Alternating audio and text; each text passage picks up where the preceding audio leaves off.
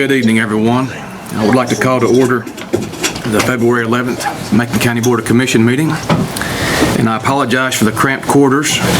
I understand we're having court upstairs, so just bear with us.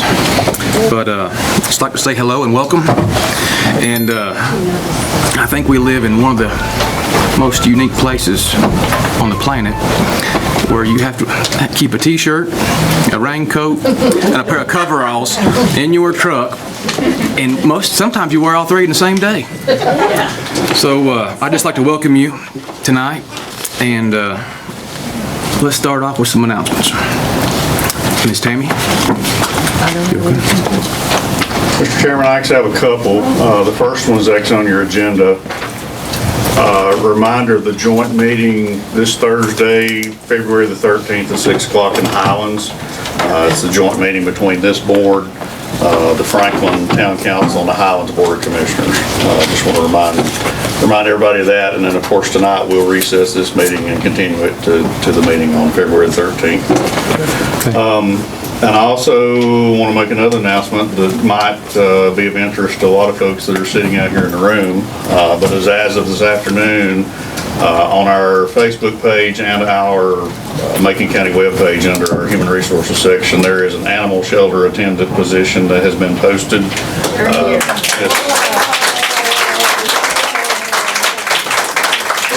Actually needs some credit for that because she was able to use some funding for a contractual position through a staffing agency to hopefully help with some of those issues, at least until the end of June, until we can research the issue a little bit more. So I thought folks would like to know that. Thank you, Warren. Anybody else, Barry? Mr. Shields? Mr. Sherrill? I'd just like to congratulate the chairman for the Franklin Press elected official of the year.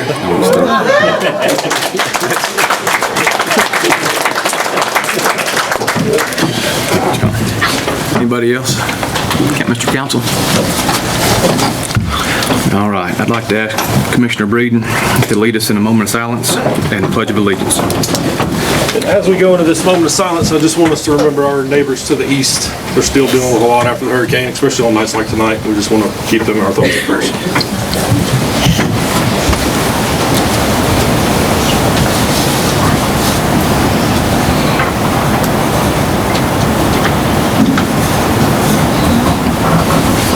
I pledge allegiance to the flag of the United States of America and to the republic for which it stands, one nation, under God, indivisible, with liberty and justice for all.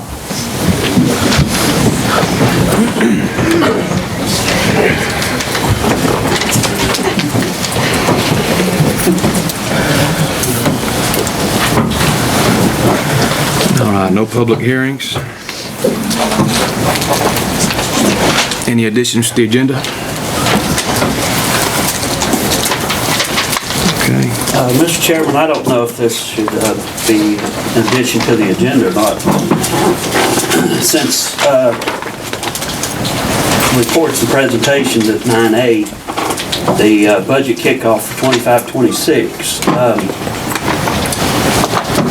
I have sat through 2 budget cycles and voted against both budgets with disagreements in this, and I would like to recommend a committee.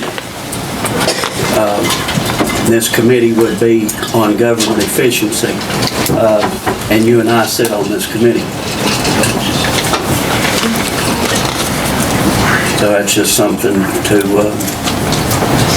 because I would like to be able this year to really understand, really support the 25-26 budget, and I think the only way that is really to get some answers that I have not gotten in the last 2 years, and I'm just like, I'd like to spend the effort to, I tried to get the budgets for each department presented in front of this board, and it didn't happen. And I think I have actually sat through some of the departments, and they presented their budget to me as an individual. But I think it'd go a long ways for us to completely understand the makeup of Macon County government, where these tax dollars are going, and the transparency through this. Okay, Commissioner Sherrill. I mean, as far as additions to this agenda, I don't know how to place that, but I feel like I'll make a commitment to you to help look into efficiency. That'll suffice. All right, public comment.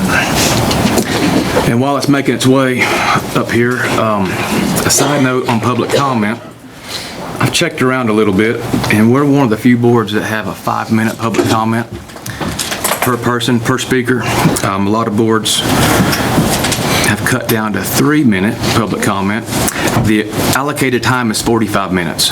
So the difference is we hear 9 speakers at 5 minutes, or we hear 15 speakers at 3 minutes. And I personally would rather, seeing a volume of people in here, at some point in time, the board holds that power, allow 15 people to speak on 3 minutes. So food for thought for this board and for public comment on situations like this when we have a full sheet and we are limited to 45 minutes. All right. First speaker. And Commissioner Shields warned me about some of these names. Ms. Tamara. Tamara Zwinak, I'll spare you. Zwinak, thank you. Knows that. Thank you. Well, good evening. Thank you so much for giving me the chance to speak, and I will try to keep it down to 3 minutes.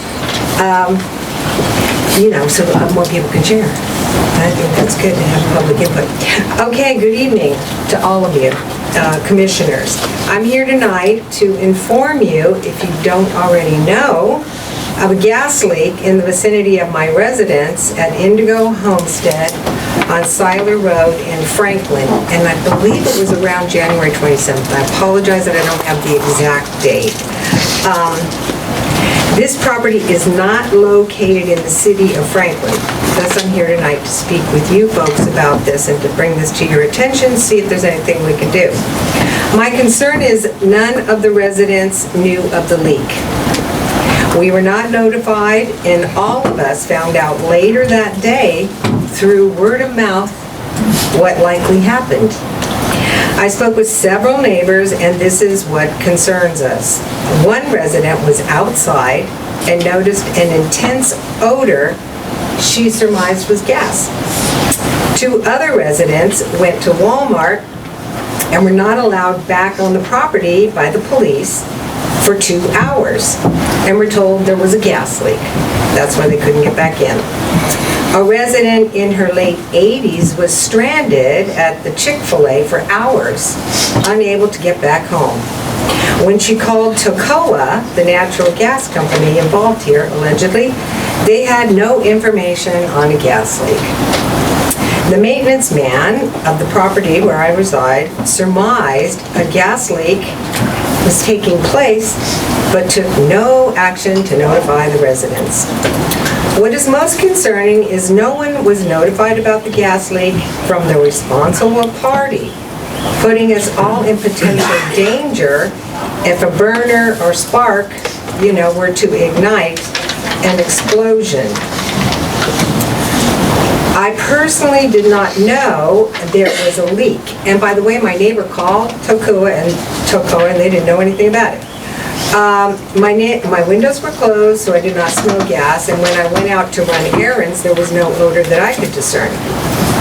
However, police were blocking traffic in both directions. Now, Seiler Road only has one way to go, right or left, right, from our complex.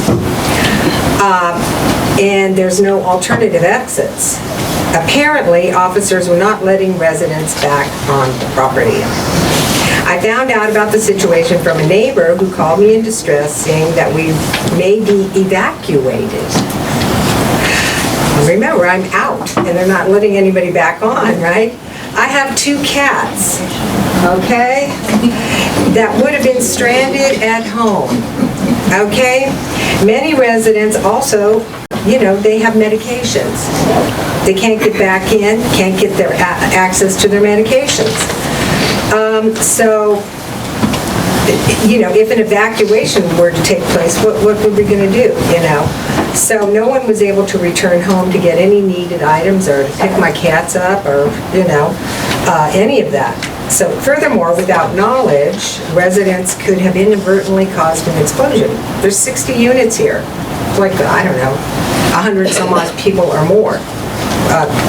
Elders, middle-aged, working people, and children.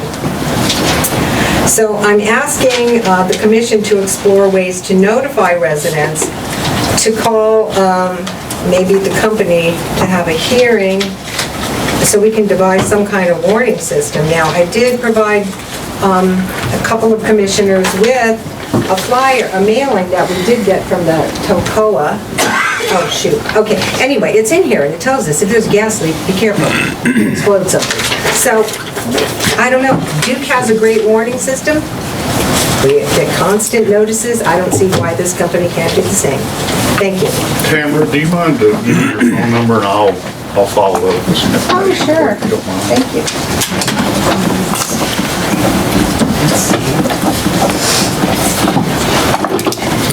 Thank you, Tamara. Thank you, Warren. Dr. Joanne Rosner. Rosner. Oh. There's plenty of cat hair on here. Please state your address for the record. I'm Dr. Joanne Rosner. I live at 207 Evans Creek Road in Scaly Mountain, North Carolina, which is, of course, Macon County. Thank you. Okay, I better go quick. Now, you have addressed some of my concerns with the announcement about hiring tonight, and I'm grateful for that. I think we need to say a few things anyway. First of all, we are the people. We are not keyboard warriors. Nobody in this room is here just to complain. We're the people cleaning up dog poop, taking care of sick animals, and trying to solve the problem. I sent each of you a letter. I sent each of you a document that I wrote called The Benefits of a Functional Animal Control. I've received no replies, but I did understand verbally that some folks got that. And I think that bears discussion. I came into this picture, I've been volunteering at this animal shelter for months. I have spent thousands of dollars of my own money and time. I am extremely active in the animal care community. I vaccinated last month, largely at my own expense, 198 indigent animals, working with one of the other humane organizations. This is the second time I've done that. And the third thing is scheduled for Scaly Mountain in April. So I come to you with an enormous amount of experience. I'm a veterinarian, I'm a specialist, and I've been a vet for 39 years. I've worked at this shelter. The reason I got involved was the brutal attack on an animal that was being controlled by an elderly volunteer. Most of us who volunteer at the shelter are old ladies. This cannot continue to happen. People and animals cannot be injured. There are not even smoke detectors in this building. I watched your meeting in December where the statement was made. We've largely managed the facility issues. I owned a business for 25 years. I would live in absolute terror of an employee, public, or volunteer person suing me in that building. So let's talk about a functional animal control. Some of us are business people. There are benefits to commerce beyond just the ethical, decent, and humanitarian benefits of a shelter. We make Franklin look like a community who cares. You're here. We don't have roadkill. We don't have pet refuse. Your children are not exposed to roundworms from dog poop, which can be blinding. And I can speak to some of the other things. Public education. We can't educate the public without educated staff members. And That's the solution long-term. Spay, neuter, vaccination. Public safety. Mr. Sherrill, who gave me 2 hours of his time voluntarily, brought up an issue of public safety beyond dog bites, traffic. Dogs running on the road are a traffic hazard and say something about our community. So you all have the document that I wrote. So we need adequate staffing.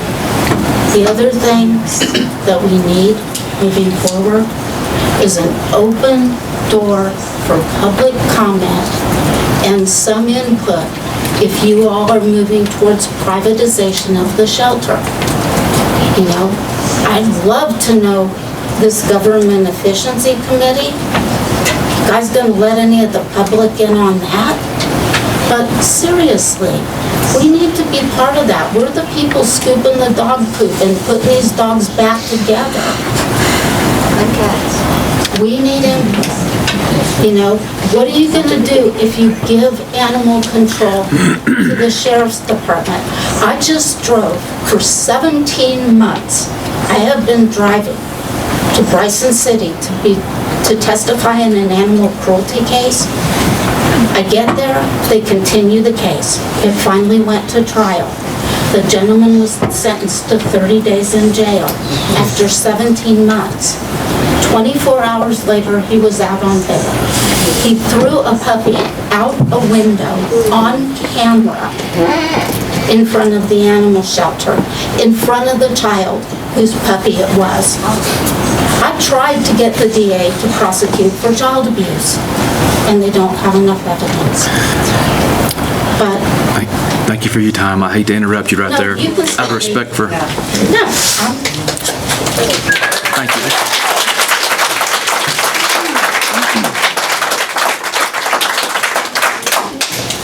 All right. Constance Neely. Hey there. Hi, thank you so much. Constance Neely, I'm up in Scaly Mountain, and I want to support what Dr. Joanne Rosner has just said. I want to thank Commissioner Cade for the announcement, and I also want to thank Commissioner Sherrill for spending time with Dr. Joanne. I want to back us up. The mission of Macon County Animal Services is to protect human health, safety of residents, safeguard animals, promote humane treatment. It's meant to encourage the adoption of healthy and non-aggressive animals and promote responsible pet ownership. But to achieve that, we need the adequate human, financial, and infrastructural resources. An animal's well-being is dependent on having appropriate staffing. With staffing shortages, we're going to see a decline in animal care, increased overcrowding, higher rates of unnecessary euthanasia, and a slower response to animal control issues that put the public at risk, and the staff, they're going to burn out, and we're going to lose trust in our leadership. Immediate solution is hiring more staff and ensuring that the volunteers actually want to be a part of this shelter, and we're so grateful to Dr. Joanne as one of the local veterinarians who has been free of charge, ceaselessly helping us. So, but we have heard conversations about privatization. I just want to register a couple of quick points. It comes with risk. Profit over animal welfare. A private company will cut corners. They will save money. It'll lead to poor conditions for the animals. The loss of government control. The county will have less oversight in how the company handles cases. There could be job losses. People who are affiliated could be let go. And of course, there could be public backlash because residents may not trust the for-profit company. So we just encourage the commission to take the lack of staffing seriously, but actually to review the root causes of why we are seeing the problems we're seeing, and that we can address the issues of shelter management in a very sustainable way. So thank you. Thank you.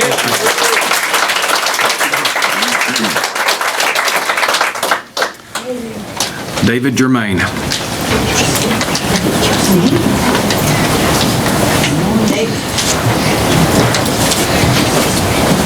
I feel kind of out of place. I think I'm the only one not talking about animals. Thank you for your service. So, thank you. Fortunately, my comments are brief. It's about some information that has apparently been out there for a little while, but I only recently became aware of it, and I don't know if you're aware of it. I'd like to start by saying that the FRL has served Macon, Jackson, and Swain counties admirably for 80 years. In the last several years, there has been some controversy that started with the display at the Macon County Library that offended some of our residents and has continued with book challenges and some, I think, unfair allegations against library staff and the FRL leadership. Although the uproar has somewhat quieted down recently, the FRL detractors nonetheless continue their efforts and have seen some success. Not only have there not been any more displays at the library, there are the changes to the FRL agreement that were pushed through by this board, as well as appointments to the library boards in both Macon and Jackson County that have raised some eyebrows. The recent quiet is because of a new suggested strategy that has come out with this information that I got, and it directly concerns this body. The suggestion is that somehow the commissioners and county managers of both Macon and Jackson counties coordinate behind the scenes to organize a surprised simultaneous exit from the FRL, ostensibly for financial reasons. They would like this done quietly so as to avoid the pushback and drama from those labeled the lunatic left and cult activists, indicating an ideological motive versus any real financial consideration. I would simply like to ask this board that if there is ever a consideration to exit the FRL, that it be done openly and honestly and allow the public to participate in that conversation. I would strongly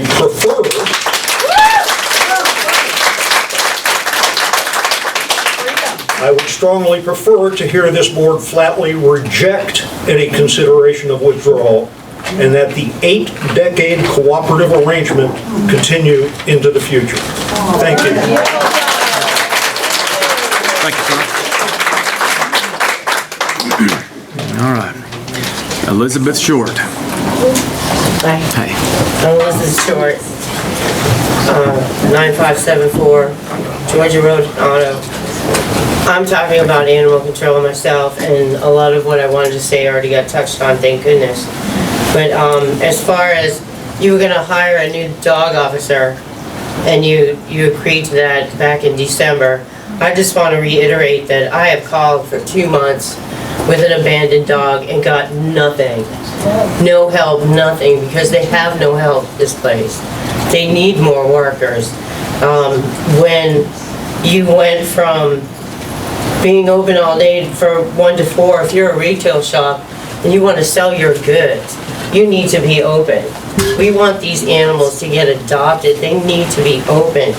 When you had, thank you, when you had the position, you had someone filling the position, right, for the cleaning the kennels before. Did that person leave? We had 3 officers a couple months back, and only have 2. No, I'm talking about cleaning the kennels. They clean the kennels. They clean the kennels, so they're not coming to the calls, and there are dogs out there. The dog that I ended up with was dangerous. It was a total liability. She loved me, but biting a lot of people. They're not doing the behavioral that they need to do with these animals, and they're letting go home with people that are not trained. So when you don't have, they have the intake of 59 animals last month. When you have no kennel cleaner, they figure to feed the dog or the animal and to clean the kennels 15 minutes per animal. That's an 8-hour shift. And they've got, that's on, say, 30 animals, and we're looking at 59. When you had the cleaner before, in 2020, you were doing 600 animals a year. Now you're doing 1,400. And we have a huge, huge problem in this county with animals getting dumped. And I would like to see, I think it was you that said in the December meeting, why do we need another one when they have no power to do anything? And there is a little discrepancy between the county, laws and citations and what you're gonna do compared to state. So we need dog officers that have the power to do something. When we had that dog being beaten with a pipe and a shovel not too long ago, it took 2 days to get somebody out there, and I understand that they were needing sheriffs to go with them, correct? So we need our sheriffs to back us up and help these animals. I mean, if you're gonna do a job, any job worth doing is worth doing right. Do we agree? Also, with less people working at the shelter, I don't know if everyone knows about it, but with the comment she was making about the attack, one dog ripped another dog's jaw off, and then both dogs were euthanized. If we had better people, better trained, and let them do the job they're supposed to do and not cleaning kennels. We don't need just one kennel cleaner. We need at least 2. And we have about 30 people who volunteer, but we're all old. I can't lift shit. Oh, sorry. I'm sorry. I can't lift things. I can't do what I want to do to help out. But I keep going and adopting. Anyway, thank you.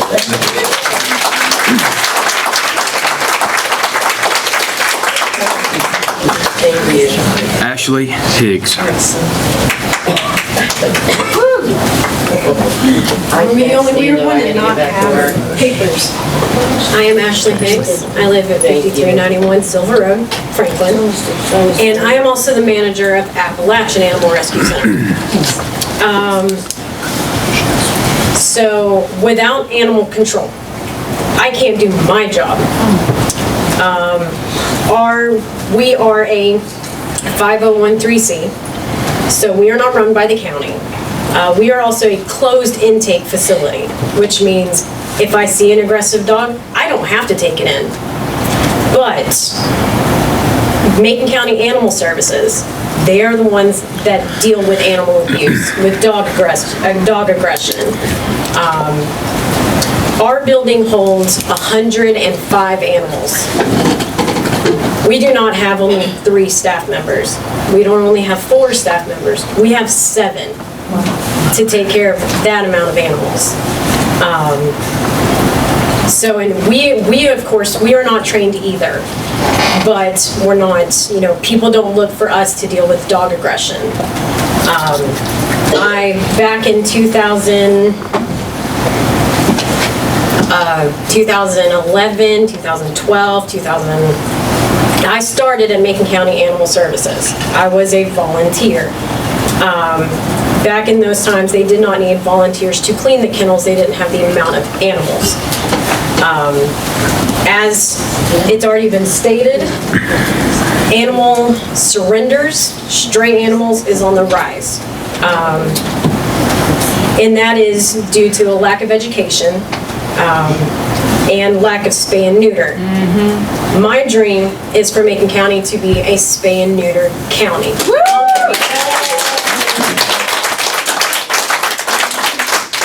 County is a spay and neuter county. Now, in order to do that, you have to have 3 vets that are willing to do low-cost spay and neuter. No vet in Franklin is going to get $500 for spay and neuter. Macon County cannot afford it. They can't. I'm booked up till April with spay and neuter, and that is at $50. But with the rise, I cannot put my spay and neuter dream without Macon County Animal Services. I need people that will do the citations. So you have a person, and how that works is you have a person, they have a, not altered animal. Animal control will issue citations. First offense, $50. Second offense, $200. Third offense, $500. And the county also makes money from that. And that makes people go, okay, having this 2 litters of puppies is not worth it. Because I'll tell you, if any of you have ever cleaned up puppy poop, I have a litter of 9 babies right now with a mom, and that is 10 animals right now that does not have a home. And it doesn't have to be that way. And now luckily, they get loving every day. I was just at animal control today, and they're like, oh my God, I would love to love on some puppies. So all of us, we love animals.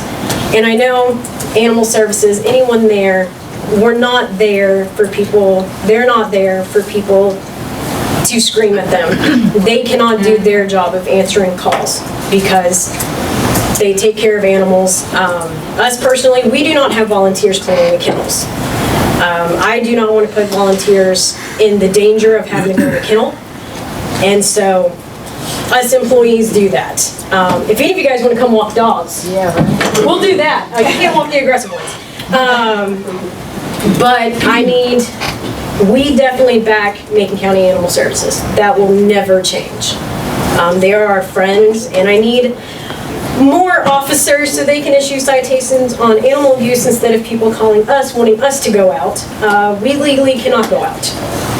So these are my backup, these are my friends, and I need them to have more friends and more staff. Because poor Isabel, she has to answer my text messages all the time. She's probably tired of me. But that is it. Just know that animal control is, Macon County desperately needs it, because I know they don't have enough staff to go down 28 towards Walhalla to answer a call. There's no way. That's 45 minutes out of the way. And when you've got to clean kennels, what's more important, an animal's health or going to someone who just let their dog go? But these guys need us. I need them, so that's it.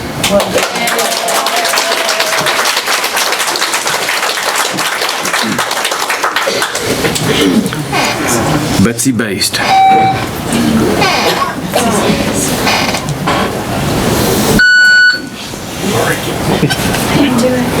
Thank you, gentlemen. Thank you for letting us talk to you about our concerns and being open to listening. We really appreciate that. I'm just going to say, I'd love a 3-minute time limit. I'd love to have, 15 people be able to speak rather than 9. So it's always like, am I going to get in? So just if you're taking any votes, I'm for it. Second thing, if you're up for it, I think it'd be great if the Sheriff's Department actually did the animal control part of it, of being the officer, going out, taking people, because nobody's going to pay attention to, us. And I'm a volunteer with the Macon County Animal Shelter. On Thursday, I am transporting a 130-pound dog, Rottweiler, to Asheville to get her fixed. I'm taking her because she trusts me. She doesn't trust everybody. And so that's one of those sort of on the edge dogs that not everybody can handle. And it's kind of funny to see me with the big ones because I'm kind of small. We totally need more people to help do these jobs. And I know that you've got some plans in the works, and I appreciate all that you're doing to make that happen. And I think that you're taking it seriously. I would be okay with a nonprofit running it too. I've run many nonprofits, so I know nonprofits can be run really well. I would like to see a nonprofit run with full county support. That, the building, the infrastructure, what it takes to make that happen, so that you're not just abandoning it. You want to give away some of the responsibility of it, I get that, but don't abandon it. Do not do that. I'm going to go away from that because I think everybody spoke really well about all of those things. I want to just bring to your attention sunshine laws. I know you know what sunshine laws are. From the North Carolina Department of Justice, the General Assembly has declared that by public policy, North Carolina, that hearings, deliberations, and actions of public bodies be conducted publicly. I know you know this. I know you don't need reminding this, but I think some members of the public need reminding that members of public bodies may not hold gatherings or communications to evade the spirit and purpose of the open meeting laws. So just in case you didn't get copies of this, which has been available out and about in the public, This is a email that was sent by someone in the community. Sorry, I didn't bring one for everybody. I'll give you one now. And I outlined the part that says, leaving the FRL needs to be discussed extensively by commissioners in Macon and Jackson behind the scenes with a surprise decision to leave when the time comes, just as Yancey voted unanimously to leave their regional system. And then it goes on to make disparaging remarks about other people in the community. So I just want you to have your own copy of that and know that the rest of us all have it, and so we know that people are advocating for you to do illegal things, and I trust you won't. Thank you.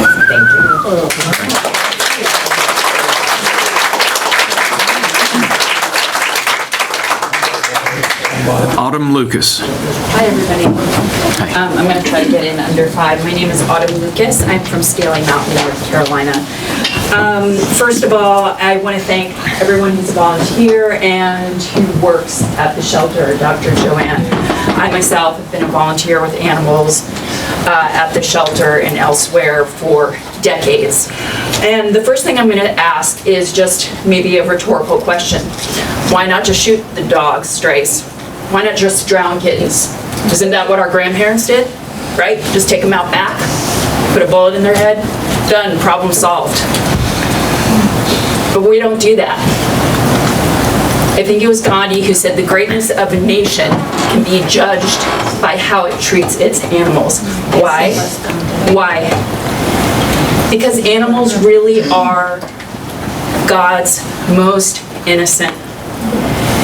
Animal welfare and the issues around animal welfare are truly nonpartisan.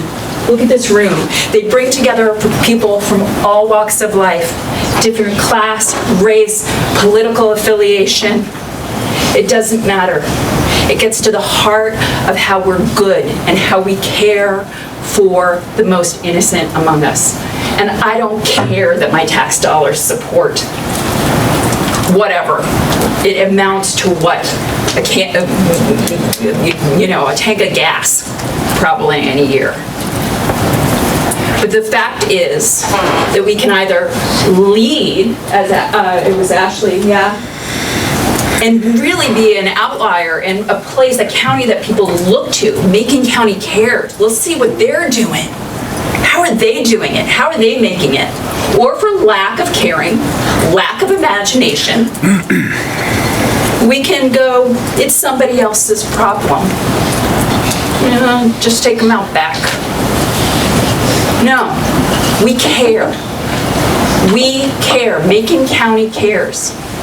And we have an opportunity and we have an obligation to God's most innocent, that can't fend, that don't have voices.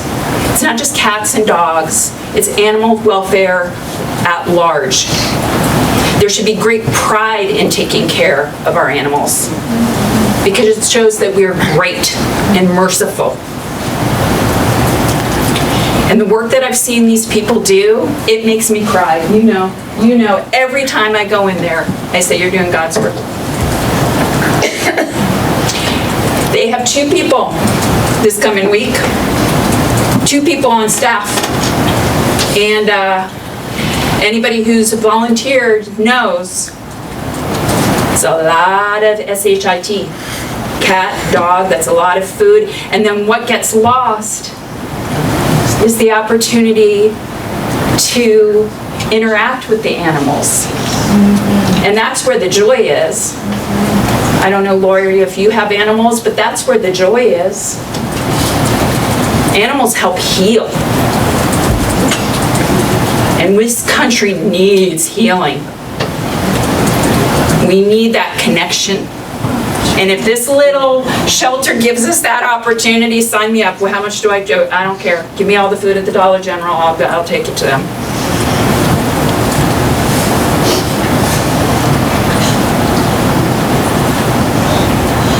So what makes us great is our caring for the most innocent. Let's be imaginative. Let's be brave and bold and go, you know what? Let's do it. Let's lead the way, not be the scared, money, Yeah, those are concerns and they're valid, but we can figure it out. And that's all.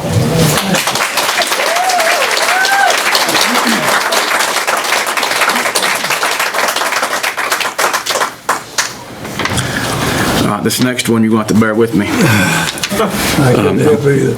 I'm afraid they may be a doctor.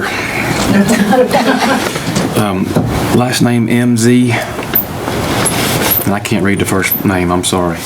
Albert? Let's see. You're welcome. Number 9, seems like the last name starts with a M. Be Robert Melanson, maybe? Okay, that sounded good. What was the first name? Robert. Robert, it may be you. Pass it down. I I think he's can't. on further down, to be honest with you. I'm not trying to be funny. I really can't read it. That's not. Robert, see if this is Can you number guys 9. read that? See, let Robert see number 9. It might be. See if that's him on number 9. Yes. All right. What's that, Robert? Robert. You shaking my hand? Yeah, Robert. Mr. Robert, please read your name into the record book and address. There are some people here who are not going to want to hear what I have to say. Sir, real fast. Name and address. Robert Melanson, in address, it's 214 Bradley Road in Franklin. Thank you. I've been volunteering at Animal Control for about 4 years now, almost 4 years. And the reason why I volunteer there is because I understand the anxiety and the stress and the suffering of the dogs that are trapped in those cages. My God, do those dogs suffer. You know, I've got 4 dogs myself, and I'm hiking with them twice a day off leash. And they're wonderful animals because they get all that energy through their system. So they're completely different animals as far as, you know, their happiness and their well-being and all that. It troubles me so much to see the animals trapped in those concrete bunkers at Animal Control. That's why I go there. I'm going there for 4 years now to try to get those dogs out just for a short time and walk them. You know, it doesn't do a lot because it's only like a 15-minute walk per dog, and we've only got about 3 or 4 regular volunteers that walk dogs. So here's what a lot of people are not going to want to hear. You know, I understand the anxiety and the misery of those dogs that are trapped in those cages. And if, in my opinion, if you cannot adopt those dogs, and if they're suffering the way they're suffering, trapped in them cages, I would rather see them put to sleep, simply put to sleep, out of their misery. You know, if we had a lot of people to volunteer to walk those dogs, that would be wonderful, because then they'd have some quality of life and they wouldn't suffer for hours and hours and days and days and days trapped in those cages. But we don't have that. There's about 4 or 5, and I know every person in this room, about 4 or 5 regular walkers. I love all these people. And that's all we've got. And they can only give like maybe 15 minutes per dog, and that's every other day. So those dogs are trapped in those concrete bunkers for 48 hours. The staff, they try to get them out a little bit and put them in the yards for a little bit. I don't know how successful they are at doing that. But the dogs are stressed. I know from having my own dogs, the dogs need to get out a couple times a day and they need to run. They need to open up and run. I know that's unheard of for a lot of people who just walk around with a dog suppressed on the end of the leash. But dogs need to run. So saying that, try to understand the suffering and the misery and the anxiety of the dogs that are trapped in those cages at Animal Control. And I would just like to see, here's what I almost forgot to say. When I first adopted my first dog there 9 years ago, they were putting dogs down at 13 days, which was way too soon. That was the management that they had there then. They got a couple different managements since that. But they were putting dogs down at 13 days, and that was too soon. Now, the culture there is keeping the dogs alive way too long, in my opinion. I would rather see some of these dogs that have been there week after week after week, maybe 6 weeks, simply put out of their misery, simply put to sleep, so they're no longer suffering. And again, that's the reason why I, at 74 years old, still go down there 3 days a week just to get those dogs out of them cages. I don't know if I forgot to say anything, but I'm going to shut my mouth.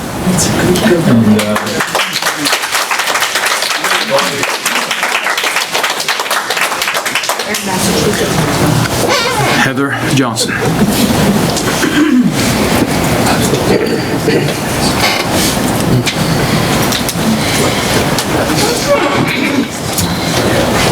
Hello, I'm Heather Johnson. I'm from Otto.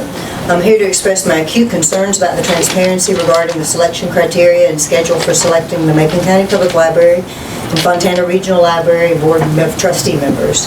Recently, the County Commissioners denied the request for a second term of a Macon County Public Library Board member with no explanation. Then another application was pulled from over a year ago. There was no announcement of the opening, nor did they take the time to allow for applications. This, coupled with the obvious inexperience or deliberate bad faith actions of those on the board, shows why it is crucial that we have clear criteria for board appointments and applications are vetted properly for their ability and experience. We also saw the same exact thing happen recently at the Jackson County Commissioner meeting as well. Also, regarding privatization of animal control, all we need is for the county commissioners to do their job and pass a budget that appropriately funds this public service and allows for the animal service officers to appropriately use their citation power and not rely on volunteers. Thank you.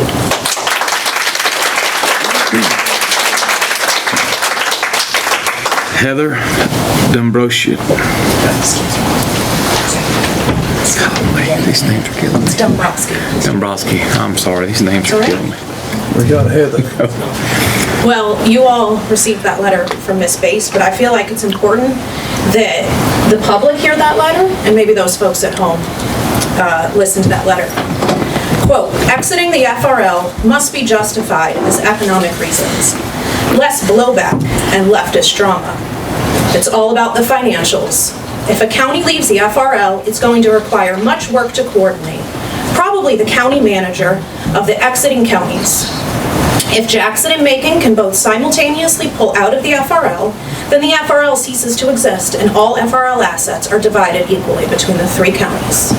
This seems to be the best route if Jackson and Macon teamed up and worked through the exit together, also and provided cover for each other by both leaving for financial reasons.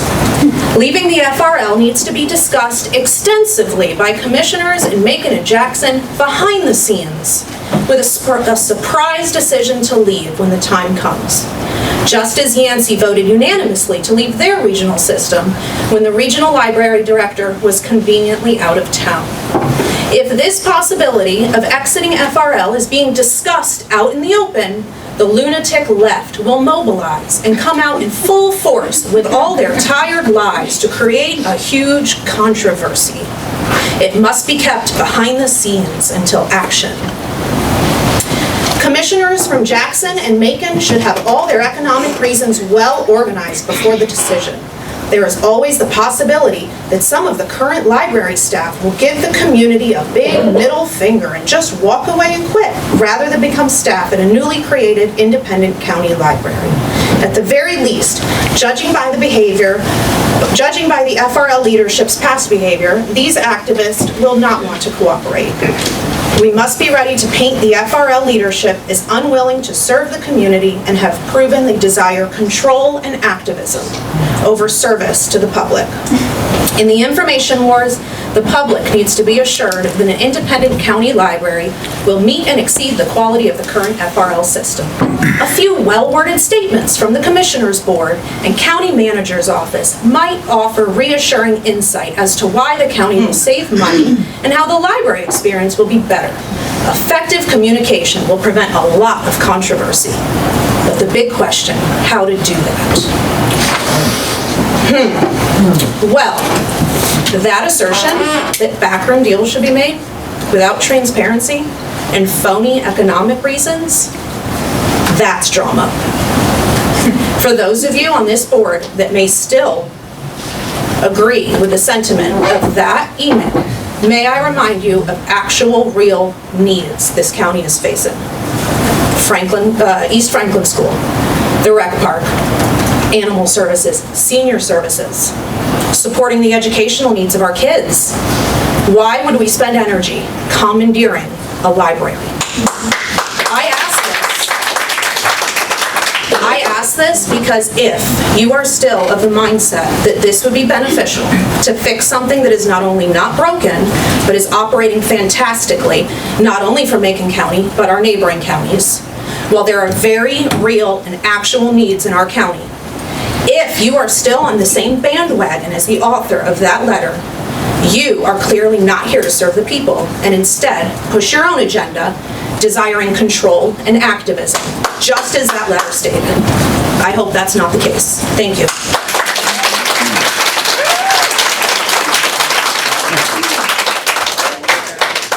Andrew Garrison.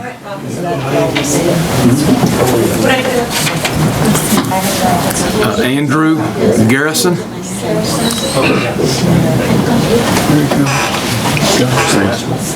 Last one. Yes, sir. My name's Andrew Garrison, 275 Clear Sky Drive, Franklin, North Carolina. Excuse me, a little nervous. I got a few handouts here. There's over on Iola Church Road, right off 28, there's a kennel being developed. There's an email here from the owner of the property, and this outlines basically the location of the kennel being built. So it's right in the middle of our neighborhood. It's going to cause a lot of problems for us. It's going to possibly cause problems for the children in the neighborhood. We're just concerned this is actually happening, and there's no, without any zoning laws in the county, there's really nothing for us to do. My understanding right now, there's a permit that's on file for the ground disturbance that they're doing. No structure's been built yet. That ground disturbance permit, the ground disturbance permit was basically put on file and everything. I believe it's actually filed under for residential property, if I'm not mistaken. But I don't know that for sure. I got that from a neighbor. Just like this email that you actually see here, I got from basically third party as well. We could ask the owners themselves if we need to. All I'm asking is that basically commissioners take a look at this, see whether or not you would actually want this built in your neighborhood or not, and make a judgment. Thank you very much for your time. Thank you.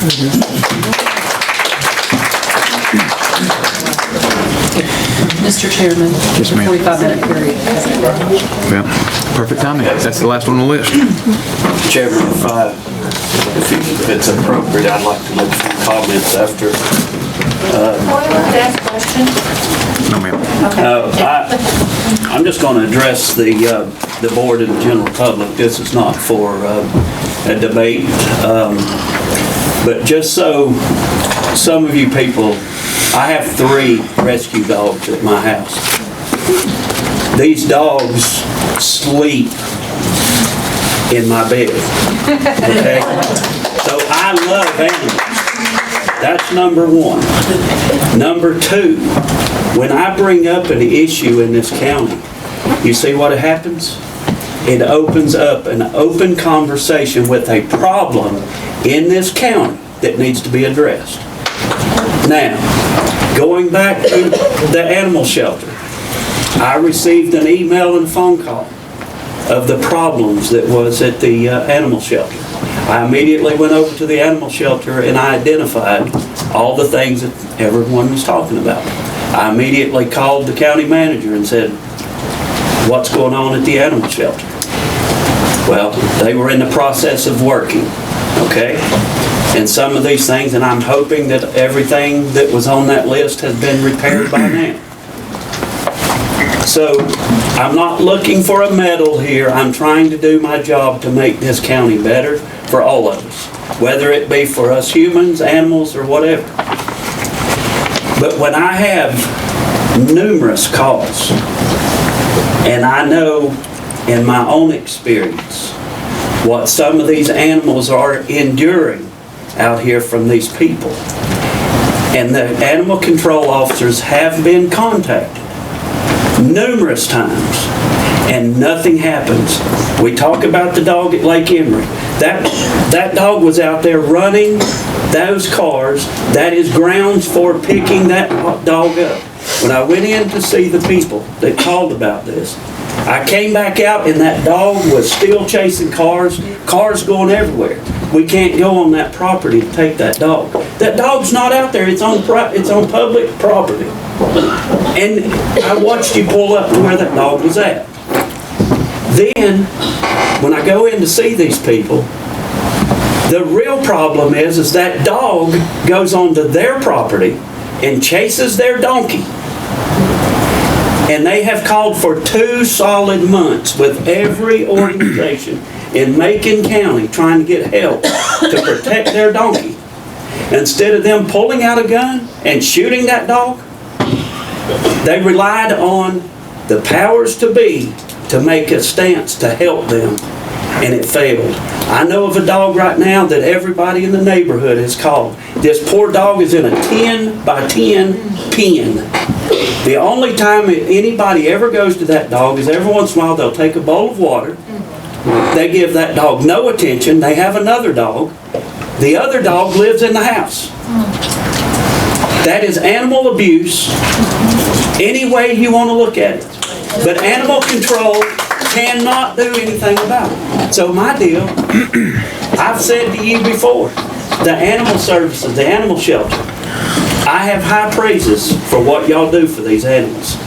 And yes, if you need help, by all means, as soon as I left. 17 months, a dog thrown out on camera. The guy's out of jail. Doctor, this is my time. I just want y'all to understand who I am as a human being and an elected county commissioner.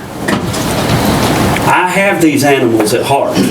As soon as I left your meeting, I called the manager. He said, we're going to work on this. I had a meeting with Miss Kathy. So we came up with a plan to get the animal shelter some help over there to take care of these animals. But in my mind, we still have to have something done with animal control. And is it best to be turned over to the sheriff of Macon County? These are things we're researching right now. Because it's not for us, it's for the betterment of these animals that are being abused. And that's where I stand, and I appreciate all of you coming in and showing all your support and interest in this issue. And I promise you, this board, we are looking into this to make a better situation for these animals. So thank you.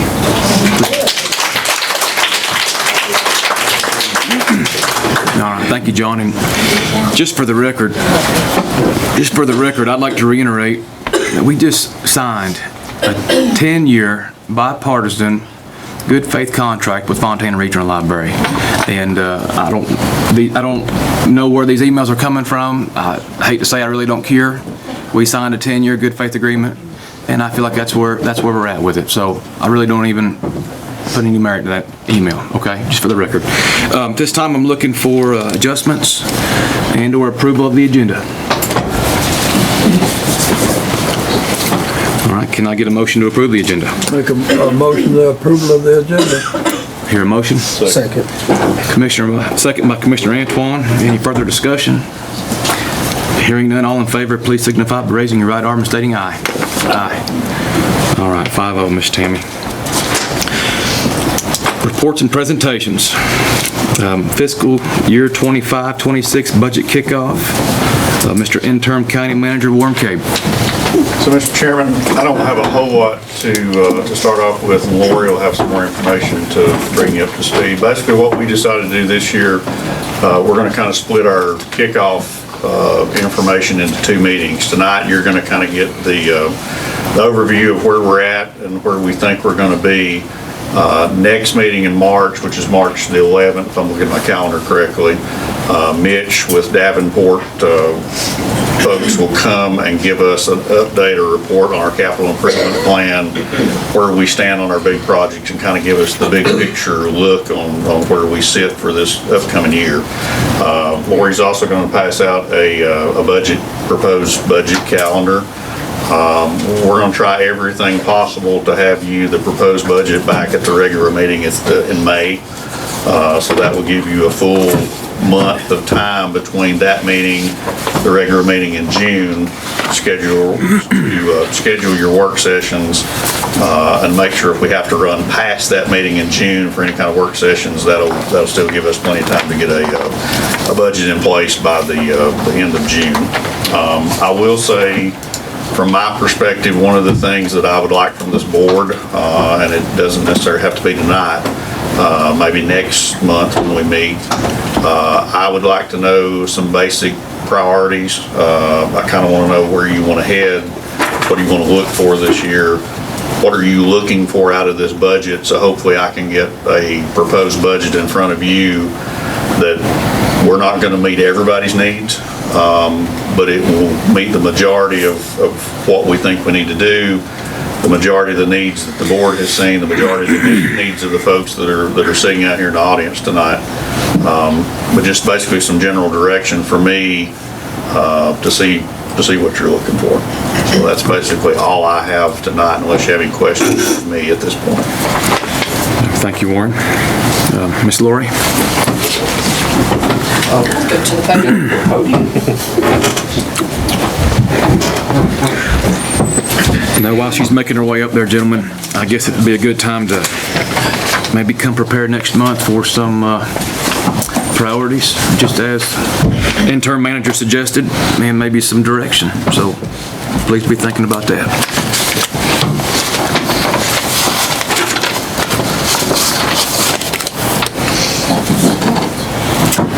Good evening. So, as I do every year, I just try to give you a brief update of where we are financially. Of course, we're here today, February 11th, but we have, posted everything to our general ledger through the end of December. So I'll just talk a little bit about revenues, expenditures as of that point in time, and then also talk about sales tax specifically, because there is a 3-month lag there, so I'll only be showing you 5 months of data. So kind of got ahead of myself, but we'll talk about sales tax, property and motor vehicle taxes, the general fund revenues, general fund expenditures, and then the debt. So the first slide here is our sales tax. So as I was saying, there is a lag between the time that retailers collect the tax, they submit it to the Department of Revenue, then when we finally get it from the Department of Revenue. So this slide shows July through November retail sales. So this would be funds that we receive in October through February. So as you can see, there's a slight decline fiscal year 25, which is our current year that we're in, compared to fiscal year 24. We're down about $81,000 or 1%. Just as a comparison, last fiscal year, same time period, compared to the year before, we were 32,000 to the good, or about 0.4%.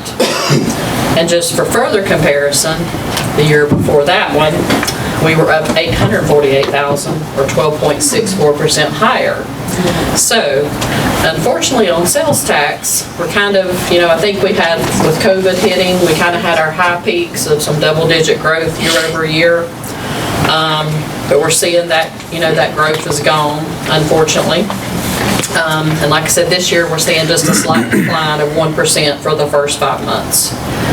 But, hopefully this summer will rebound. December sales aren't in yet, so hopefully we have some good Christmas sales. And then of course moving into spring and summer, hopefully we'll have a lot of tourism that will, turn this number around. But that's the data we have at this point, is 5 months worth.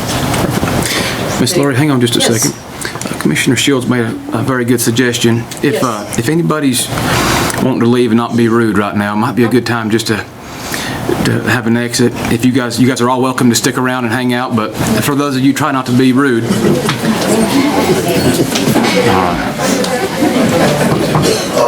Thank you, Mr. Shields. Beginning to squirm.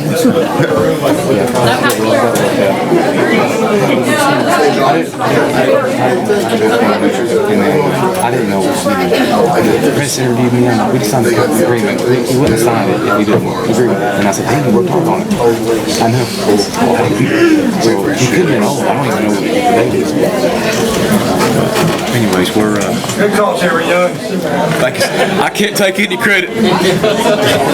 Former Chairman Shields. Thank you, sir. I saw you wiggling back there. Sorry, Miss Lori, sorry to steal your thunder. You're all over again. We can blame that on this.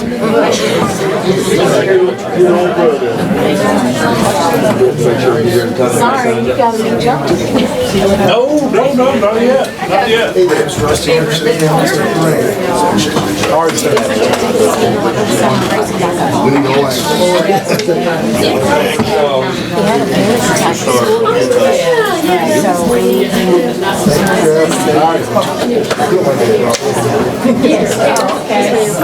to meet you. Thank you.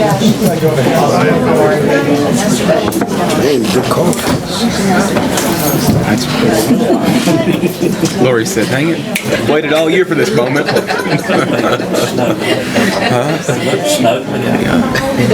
Place is room. Yeah, I'll have to cut the air back up. I turned off. After my presentation. Oh, really? After your presentation, yeah.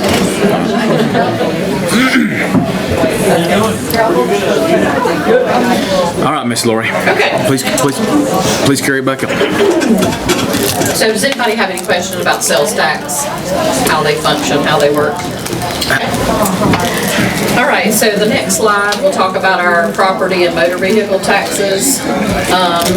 So this represents all tax collection revenues that the county takes in, whether that be current year taxes levied or prior year taxes, any interest, advertising, and attorney fees on delinquent collections.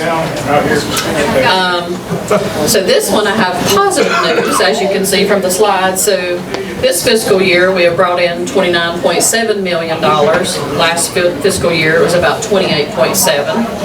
So we're up a little over $1 million compared to last fiscal year. So that's great news.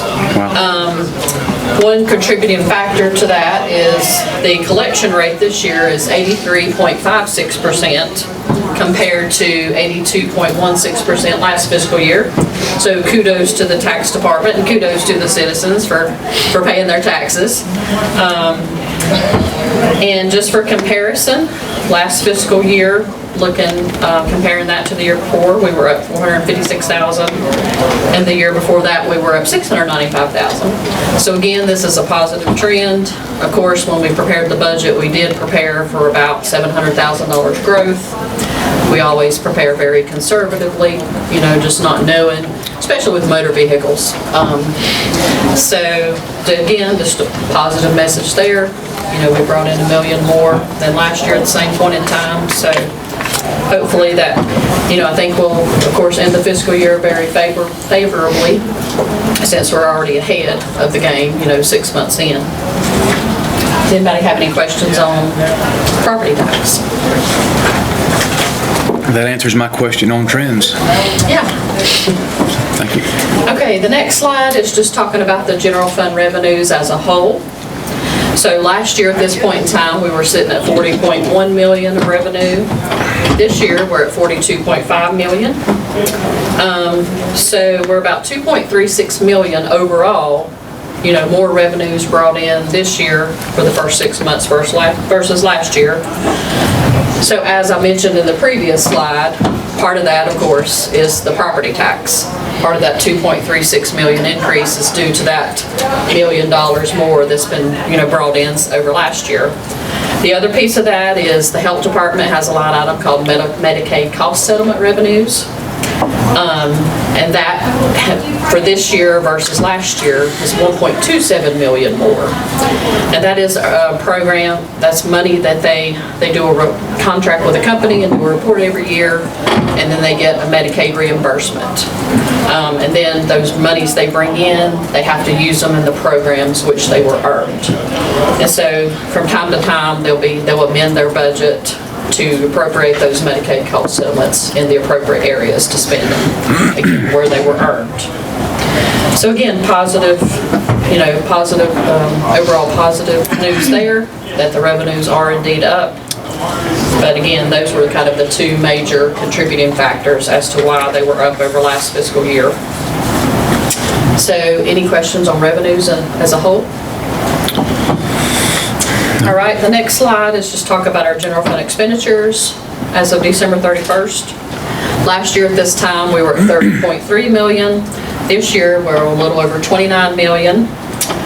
So expenditures are down a little. The main reason there, last year, as of December 31st, we had some capital items that we had encumbered, which means we issued a purchase order for some vehicles and equipment and various things. This fiscal year, at this point in time, we've not issued those as of yet.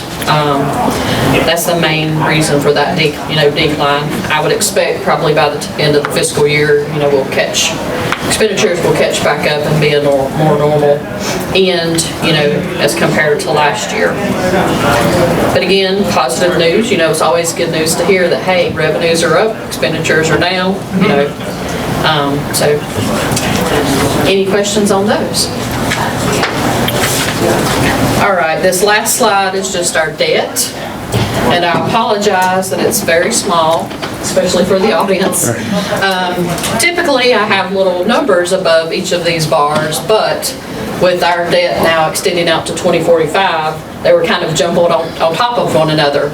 But the picture paints, the picture tells the tale, paints the picture. So, but I will tell you that for fiscal year 25, which is our current fiscal year that we're in right now, our debt service payments are just a little over $5 million. And you'll see in 26 we jump, and that jumps up to $9.5 million. The reason for that increase is current fiscal year, we took on the Franklin High School debt back in September 26, we closed on that debt. Our first interest payment is due April 1st, 2025. So that falls in this fiscal year. So that's just one interest payment. When we move into 26, we will have a principal payment due October 1st of 25 and an interest payment due at that same time. And then come April 1st of 2026, we'll also have another interest payment due. So that's why that spike in the debt payments is because, again, we only have one interest payment we're paying current year. Next year we'll have two interest payments and the principal payment. And that's all I have. Unless y'all have any questions, be glad to try to answer them. Let me ask you this, and I don't know if you can even answer it, but the grant funds we receive from the state? Yes. Is that a lump sum amount, or do we use that kind of as a pay-go? Talk about the 62 million for Franklin High? Yes, ma'am. Yes. We actually have an annual report due by April 1st. We did the loan back in September. So far, the money we've been paying out, I've been drawing down from the loan funds, but I need to start drawing down from those grant funds. Cool. And so I'm going to start that with this January payments that we've made. Well, I'm sorry, we're in February. The February payments that we're making, I'll start drawing down those, because they really kind of want you to draw down, some of their money, and then they understand that we have, loan money, so we want to draw down some of the grant money, some of the loan money. All right. All right. Well, thank you, Miss Lori. Awesome. Thank you. All right. Update on the Franklin High School project. Jack Morgan and Mr. Joey Carol Daniel. Well, gentlemen, we've partnered with the right team to build this high school. I tell you, we're off at the bank. These guys are, and I couldn't be more pleased. Just an hit on a couple of things and give it to Joey King. He's the superintendent of the project. He knows every nut and bolt for the whole thing. But if you look at the Higdon property, the most noticeable thing they've done is to the right of the Higdon property is where the laydown area is going to be. That's where they're going to store materials. And on the left is where the employee parking, the worker parking is going to be. Because once they get going with the buildings, there are going to be 100 or so workers there every day. Wow. So it's going to be a pretty busy place. Also, they'll have to cross the road to get to work, so be careful down there. I want to hand it over to Mr. Joey King, Superintendent Carolyn, Mr. Yeah, today, just added some slides here, and we do once a week we do a drone flight, so it's just sort of like a time lapse. You can look at the drone flight and see what we've done, what we've accomplished, and the direction we're going. Right now, we're in full demo mode. You can see is with the stadium, trying to demo the old stadium out and get ready to start removing dirt from there back towards the slope on Frogtown. Everything's moving along as scheduled, other than the weather, but we work around that. But everything's active there, no holdups, no budget impacts, schedule impacts of any means. Just everything's going good and finally get to work.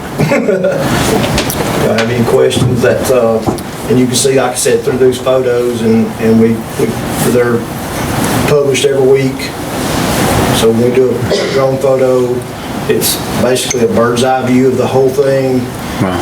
And it gives you a better idea. Rather than driving around it, you can look at that and see every nut and bolt, every piece that goes in. And throughout the project, at the end, we can build a time lapse, and it'll basically show the building being constructed from start to finish, how things change. And then by the end, by the time we demo the old campus and new parking lots, it'll just all change as we go. But that's going right. Everything's going good, and I think we'll have a great project. So, a couple things, Joy. I hear you say we're on budget and we're on time. And that's very important for me. Can you help elaborate on some time frames? I mean, when will the track be ready? When will the stadium be ready? Our first day, we're going to have, the first turnover will be the football field. Well, let me back up. This summer, we're going to do the student parking at the bottom of the field. Okay. Just because the school uses that. So we want to make sure during the summer months when the kids are not there, we'll go ahead and put that parking lot in and bring it up to the new design. The next key date will be April, May of '26. We'll turn that field over, the stadium and all its components, back to the school. Where they can have football there, they can have their PE classes there, all that. Track, stadium, everything. Everything. From the south side of the gymnasium, that plaza, and that from Press Box towards Wyatt Street will all be occupied by the campus. The summer of '27, or April, May of '27, we'll turn the campus over. So they'll move from the old campus into the new one. That's crazy. We'll start demo at that point, that the teachers leave and deoccupy that building. And we'll start that demo process that summer so we can get demoed and away from that active campus. It's one thing to build a school next to an active campus, a whole different story to demo one. So our goal is to start moving away from it. So by April of '28, all of those parking lots, practice field, all that be complete. Our substantial date is April of '28. So that's our deadlines or our critical path.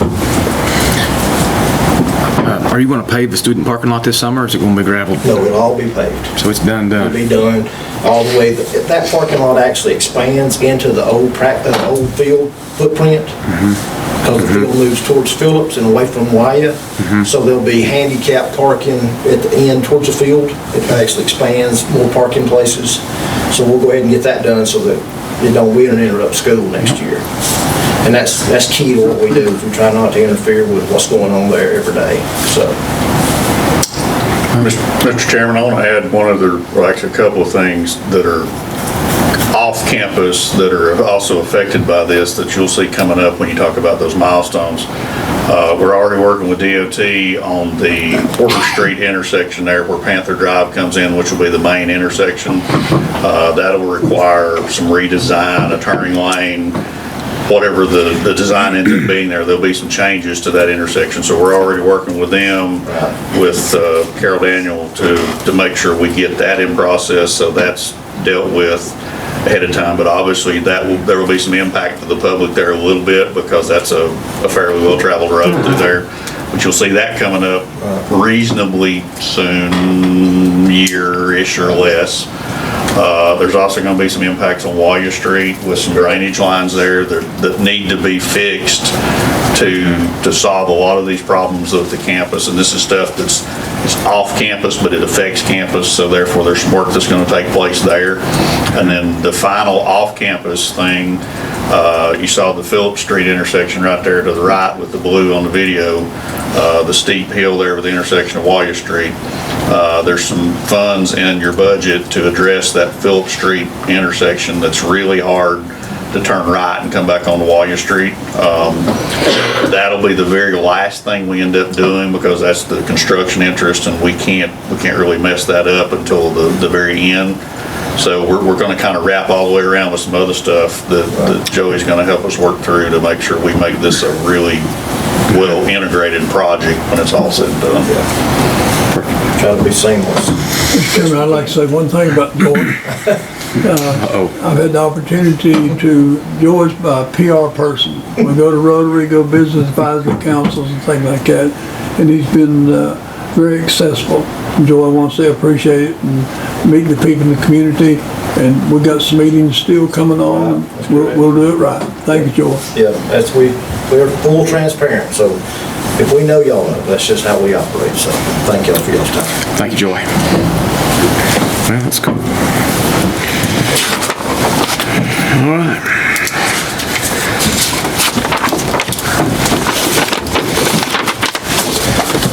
Mr. Jack Morgan, an update on Macon County Library project. Mr. Jack Morgan actually nominated me to give this update since I was out there this morning. All right. Mr. Warren Cage. So just a real quick update that Jack will help keep me straight on the library. The work actually has already started at the library. If you haven't been by there's a lot of stuff going on in front of the building with porte-cochere. The bad part, or the deteriorated part of the posts, have been removed. That whole structure has been stabilized and pulled back up against the building. There's some temporary bracing that's in there now. We did do some looking at the foundations just to make sure that this is a long-term solution. We had some work done to make sure the foundations that the posts were sitting on were appropriate, and we found out today everything's good with them. So now we're ready to move on with bringing the rock structure back up to the post, so that thing is more stabilized. And when that happens, the workers will move to the inside and start working their way through, I guess you call it the atrium, or the middle of the building there, working on that roof process. We've got a process worked out with Abby and the folks at the library, so that right now they're using an alternate entrance. The inside work will be cordoned off so we can work while they're still having folks in the library. So we've coordinated all that with them to make sure the library stays open. So basically that's moving along pretty well at the moment. Jack, is there anything? Oh, the other part of this equation, if you remember back in your budget this year, you had already planned some funds in the capital improvement plan to do some roof work at the library already. We held off on that because we didn't want to put a new roof structure in, then have a lot of construction going on up there, and the new construction damaged the new roof that we just put in. I think we're at a point now, Travis Waldrop and I talked about it last week, I think we're at a point now to go ahead and then open that up for bids on finishing the rest of the roof that you've already budgeted for and planned for, that's not part of this project at the library. So we're going to go ahead and move with that. So just as soon as this part finishes, we can fall in there and finish the rest of the roof of that library and hopefully be done with that project. Did we get a detail from the architect for that roof? Weren't there some discrepancies with the ventilation? Yes. Well, yes, we got what we needed. There's still some exploratory stuff that they're doing there, and Jack, correct me if I'm wrong, we're gonna, when we get up there, we're gonna check that, and then if there's more issues, we'll go back and fix that, but we think we know what it is. Yes, we think we do, and we're gonna find out that for sure. What we've got to do, excuse me, is pull the metal back on the top That's the reason we're not putting that TPO flat roof on yet, because we don't want to hit it with that metal. Yep. And see how much deterioration there is there. We think that if we seal that off, for sure, because we don't know if those SIPS panels are just butted up like that or what. We're going to cut a curve and seal it with foam and seal over the top of it, put another vapor retarder on the top of it. Hopefully that's going to take care of the problem. What we don't know is how much damage has been done to the materials there now. So that's the big if. And everybody knew that the quarter sheet was kind of leaning this way. It was 10 inches out of level. That jacket up 10 inches to get it back on level, just to let you know what had happened. Thank you, Jack. Thank you, Warren. All right. Consideration of surplus property offer, 651 East Main Street. Mr. Counsel. All right, so we previously were presented an offer. Last month, the board didn't think was sufficient to consider starting the upset bid process.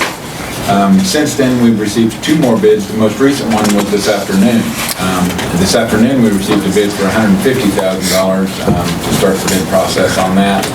Again, this process is one where, at this point, all you would be doing is authorizing the upset bid process.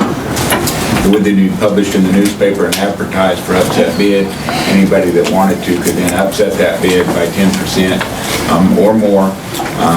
And that bid would be a revolving bid with upset bids and publishing until a 10-day period had passed where no upset bids were made. So that can be an ongoing process that could last for months, depending on the pleasure of the board, whether or not it chooses to proceed with advertising this property for bid. Again, this is the old police station down near the river. All right, thank you, sir. Gentlemen, any input? And once again, the value of that property is what? Got it in my file, I believe it was how much it was Got the property. $241,260. The property's valued at $196,840 and the building's valued at $44,420. So I'll just say, I think that it would be a disservice if we just jumped right into accepting an offer on that building. I think that we need to do our due diligence. We own the property. I think we traded a piece of property for it. So we don't really have a whole lot in it. But we have departments that are looking for homes, such as veterans, maybe even housing, where we could create some more space for maybe Board of Elections. You know, there's some places that we can move some things around, and I just think it would be premature for us to just jump into something like that. I think we should take our time and explore what that would take to get us to the point of putting another department in there. And if it's feasible, and if it's not, then maybe we think about selling that. Well, I mean, the conversations, we've always had is if we have a piece of property out there that someone's interested in, by all means, they place an offer. But this board sort of established a tax value to these, and to be honest with you, I'm not interested in entertaining a $90,000 less on this property, and I think Commissioner Breeden is right.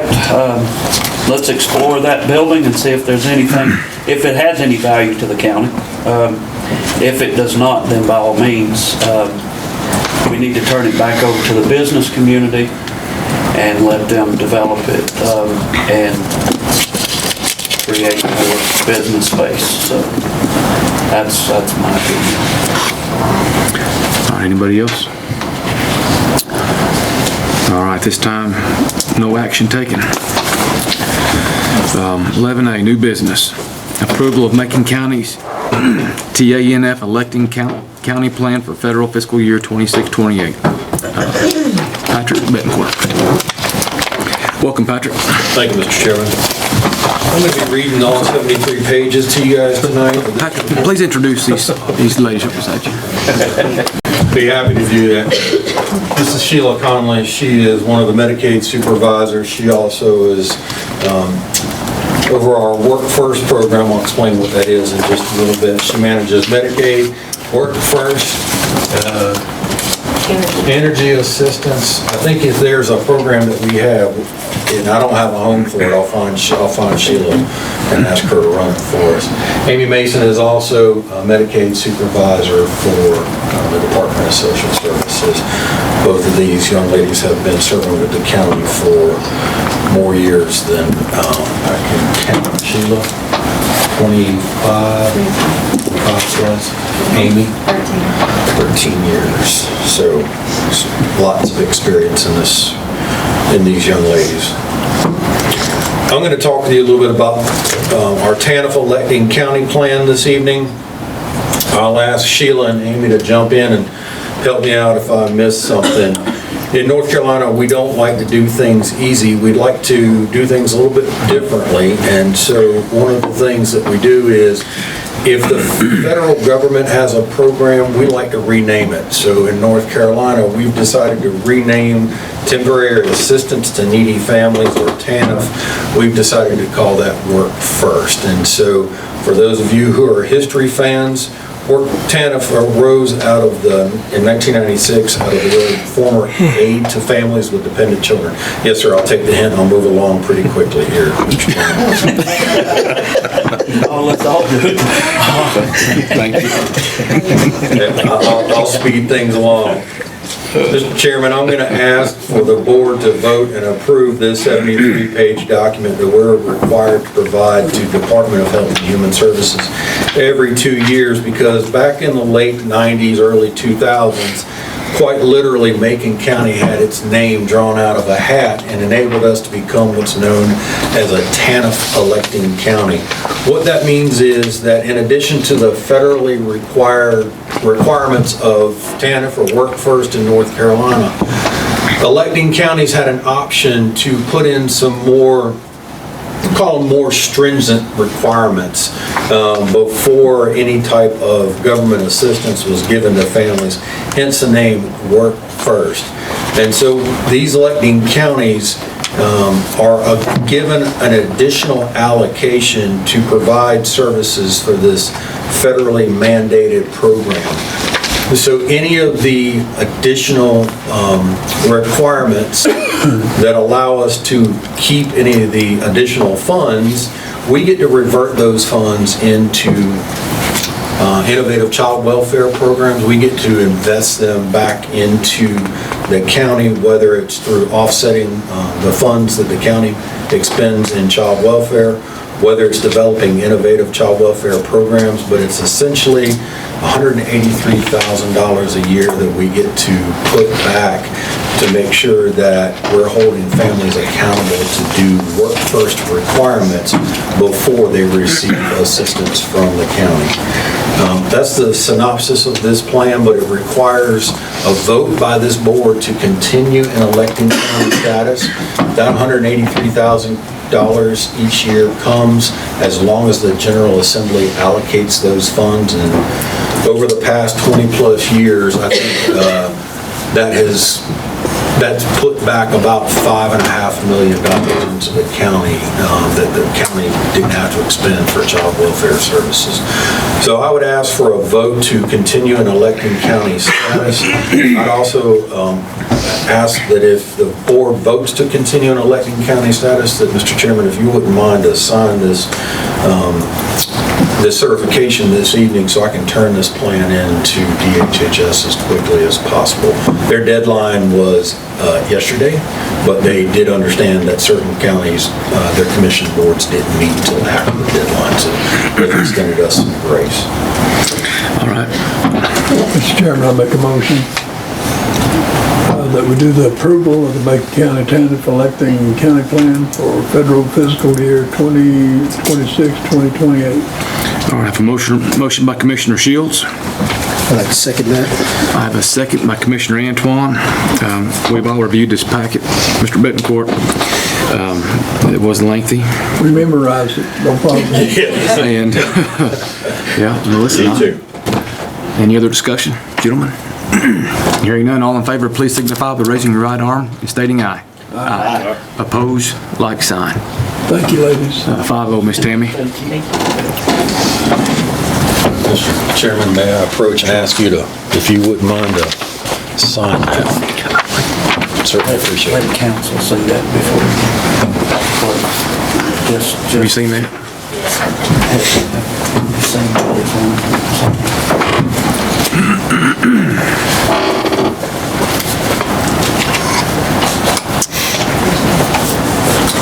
It also had to be signed by our Social Services Board Chair. Thank you. Cool. Thank you, Patrick. Yes, sir.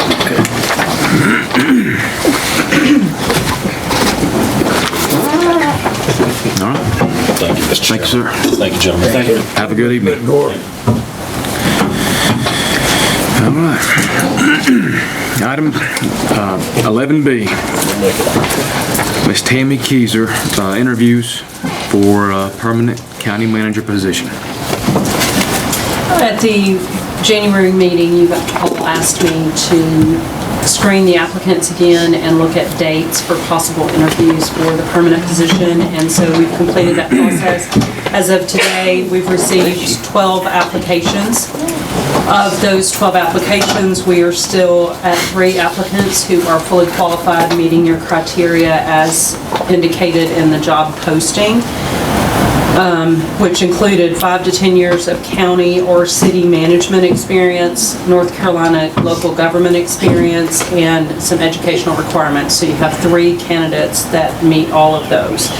All of the applicants have been sent a letter notifying them of the receipt of their application, and then if they were selected for an interview, they would be notified. So the interview dates that I want to propose tonight for consideration would be 2 weeks from today, which would be February the 25th, March the 4th, or on your regular meeting day of March the 11th. My understanding is that the full board would like to be involved in the interviews, which could be conducted in a closed session. So if you chose to do it at the February 25th date or the March 4th date, we would need to recess Thursday's meeting till one of those dates. Otherwise, you could do it on March 11th, the regular meeting date, either in a closed session before the meeting or during closed session during the meeting. And March the 4th is an option. March the 4th. So February the 25th, March the 4th, or March the 11th are the We dates. have, I'm involved in a construction meeting at Franklin High School with Business Advisory Council starting at 9 o'clock on February 25th. Tuesday. March 4th. So March the 4th. board's pleasure as to which of those 3 dates you want to choose. March 4th on what day? March 4th on Tuesday. Tuesday. And what's the date after the 4th? The 11th, which is your regular meeting, Tuesday. So we have closed the incoming applications? We did on Friday, I believe, as we closed, so we wouldn't continue to get applications while we were trying to schedule these. My understanding was you all would like to schedule all interviews on the same day. So your pleasure as to which date you choose. If those dates don't work, we can look at a different date.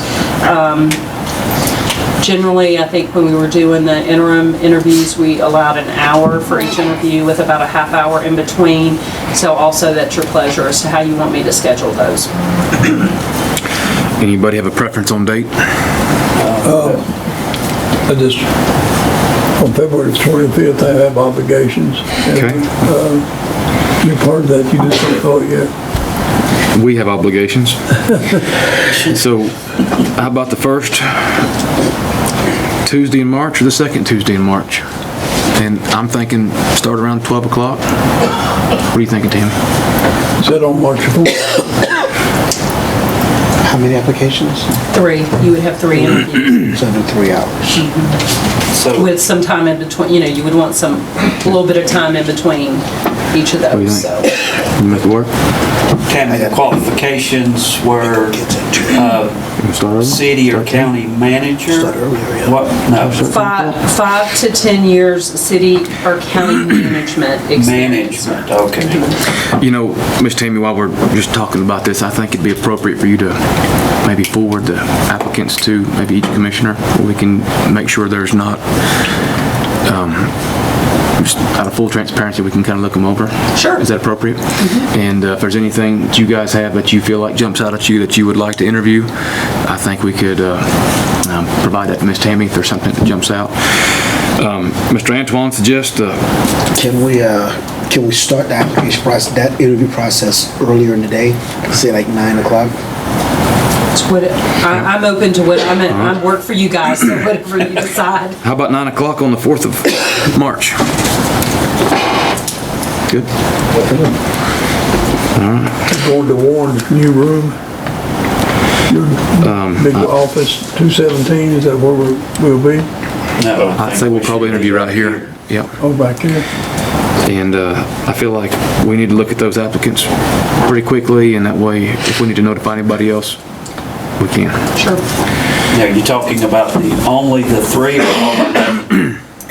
Right now, I think we interview 3, but I would ask Ms. Tammy to provide each of us all applications, and if there's anybody that jumps out at you out of those 12, she needs to know, I imagine by the end of this week, right? I would think so, because to give people time to make travel arrangements or whatever they might need to do to do that. So I will get those out to you guys tomorrow. Okay. I'll send those out. So I have March the 11th, starting at 9 o'clock. March 4th. March 4th, sorry. Okay. Thank you. All right. Excellent. Well, Thank you for working with me. okay. Everybody good with that? We have a consensus? Yep. Okay. Tuesday, March 4th. Moving on to the consent agenda. Now, Mr. Cabe? I actually just want to say one thing about item number 12D, and Brent may want to add something. Approval of surplus service weapon for Officer Scott Nelson. He couldn't be here tonight, but we just want to express our appreciation to him for the years of service that he actually had put in for Macon County. I know it's customary to award their service weapon, and like the board said, he's unable to be here. He's on a 30-day sabbatical on a kayak and somewhere on Okeechobee or the Everglades or something, so he's living it up. All right. Wonderful. That was a great retirement party. It was. Yeah, it was good. Well, we'd like to thank Mr. Nelson for his service. All right. Need a motion to approve, gentlemen. I make a motion we approve the consent agenda as presented. Second. We have a motion by Commissioner Sherrill, a second by Commissioner Breeden. Any other discussion? Hearing none, all in favor, please raise your right arm and state aye. Aye. Opposed? 5-0, Tammy. All right, appointments. I would like some help from our legal counsel. Sure. All right, so we've got several appointments for the Department of Health Board. The Department of Health has certain criteria that we have to follow with regard to who gets appointed to that. You have to have a doctor, a veterinarian, and dentist, there's a whole bunch of different criteria. And so we broke those down on the appointment ballot. There are a number of people that are up for this. Some of the positions, due to the limited amount of professional people we have in those certain categories, or we only have one. In the general public, there are for the general public appointments, we have a grand total of 7. We will be voting for 3 on that, and that's on your ballot. In the event that we have a tie for the top vote getters in either on the nurse category or the general public, then we will narrow that down to those that are in the tie until we narrow that general public vote down to 3. And I do have ballots for everyone. And if you would please state, at the bottom you'll sign and then likewise write your last name so that we can keep a record of the open vote on that.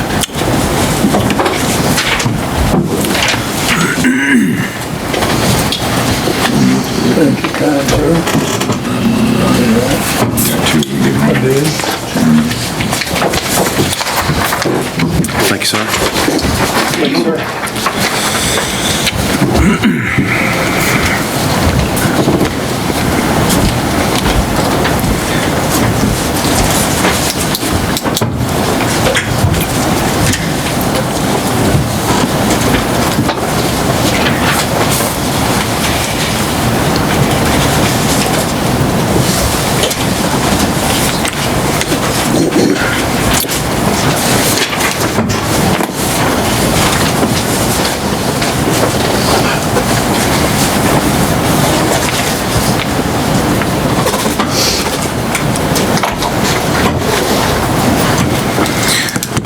All right, while everybody's finishing up, we went old school on some appointments, and for complete transparency and public record, we now have ballots that will vote.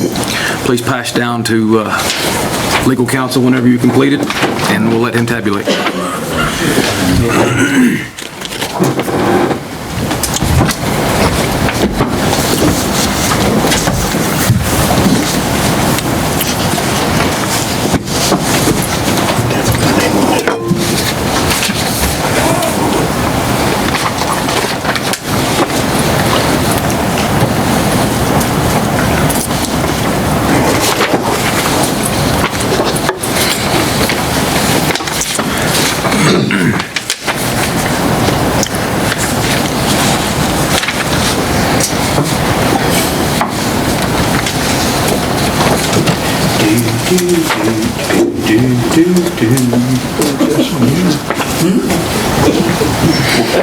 I got it.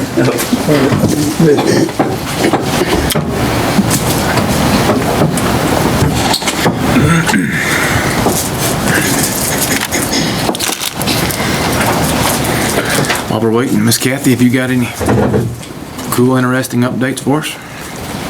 Well, I've just been very pleased with the turnouts. I'm very pleased with the turnouts for the applications for the Board of Health. It's nice to see the desire to participate and be on the board. So. And that's a really good point. There were 7 applications for the general public section. That's incredible. It's good to have that. Yeah, that's a great point. I think we did some advertising with the help of our HR crew and some of our Facebook page that seemed to get some interest.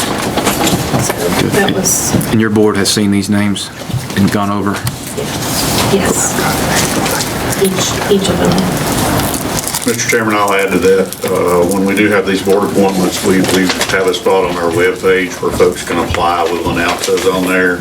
Application's basically the same for all of them. So that way it's made known to the public. We need to know at least a month ahead of time, so we have time to get the applications in and get them to y'all and get them obviously vetted out so that y'all can approve them. And I think that's a good process. If you're happy with this going forward, that we do that. Perhaps every time we start over with applications, because you may have some folks that could this time and can't the next time. So I think that's a good process if you're comfortable with that. But that way the public can be informed and they have the opportunity and they're made aware of that. And you'll have some more coming up next month. So if you're happy with that process, we'll try and keep doing those the way these are. If I'm picking up what you're suggesting, Mr. Cave, you're suggesting all the applications are turned in for that position. When that position's filled, those applications more or less are null and void, and when there's a new vacancy, they reapply. Is that right? That would be my suggestion. If you don't do that, I would at least set a time frame of 6 months or a year, but I'm okay It's kind of redundant for some folks, but that way you get folks every time that put in there and they're interested in that position at that time. I agree with that. And we don't run into a 18-month or 2-year applicant. You good with that? Yeah, it worked very well.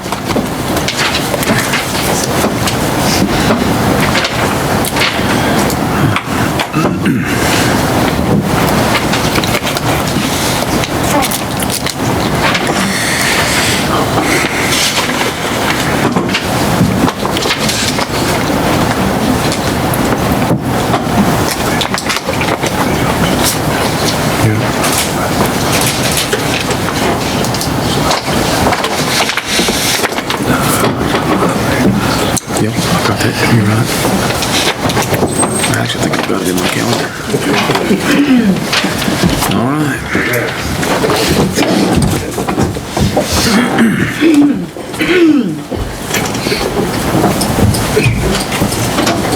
Okay, don't mind. Okay, for Commissioner Sherrill's ballot, we have Angie Stone as nurse, Roy Lenzo as veterinarian, general public was Jerry Herman, Steve Grissom, and Nathan Feebleman, and physician was Carlos Vargas.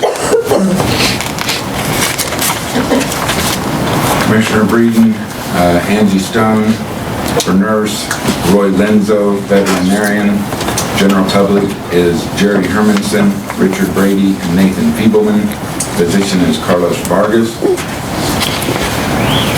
For Commissioner Antoine, we have nurse Angie Stone, veterinarian Roy Lenzo, general public Jerry Hermanson, Steve Grissom, and Leah Tabor. Physician is Carlos Vargas. Commissioner Young, we have Angie Stone for nurse, Roy Lenzo, veterinarian, general public is Jerry Hermanson, Steve Grissom, and Nathan Feebleman. Physician is Carlos Vargas. And for Commissioner Shields, we have Angie Stone for nurse, Roy Lenzo, veterinarian, general public is Jerry Hermanson, Steve Grissom, and Nathan Feebleman. Physician is Carlos Vargas. Total vote tabulation we have is Angie Stone is the appointment for nurse, Roy Lenzo is the appointment for veterinarian, and then on the general public, the top 3 vote getters were Jerry Hermanson, Steve Grissom, and Nathan Feebleman. There are no ties for the top 3, so those are the 3 appointments for general public, and then we have Carlos Vargas as the physician. Thank you, sir. And Ms. Kathy, there are 2 spots, right? For one is you need a optometrist and a pharmacist. So those 2, there are no applications at this time for positions. If we do receive applications for those 2 positions, I will then submit those to be presented to you again at another meeting. And these terms are 3 years? Yeah, each one of those can be 3. They can serve up to 3 3-year terms, so 9 years total. Oh, okay. All right. Thank you very much. Thank you. Thank you, Mr. Guy. Mr. Chairman, I think we probably want a motion accepting those, Eric. I was just going to ask for action. Okay, good. I like that. All right, gentlemen. Mr. Chairman, I make a motion that we accept those appointees to the Board of Health. I'll second. I have a motion from Commissioner Sherrill, second by Commissioner Shields. Any further discussion? Hearing none, all in favor, please signify by raising your right arm and stating aye. Aye. Opposed? All right, Ms. Tammy, 5-0. Any closed session? All right, hearing none, looking for a motion to recess to February 13th. So moved. I have a motion by Commissioner Antoine. Second. Second by Commissioner Breeden. Further discussion? All in favor, please signify by raising your right arm, stating aye. Aye. All right.